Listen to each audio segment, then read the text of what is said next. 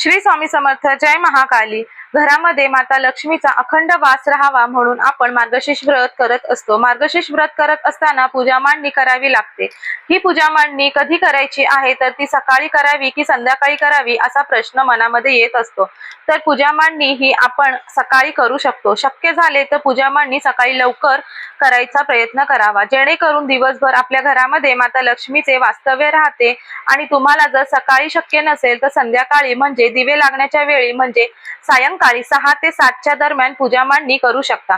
परंतु आपल्याला 2 वेळा पूजेची कथा ही वाचायची असते.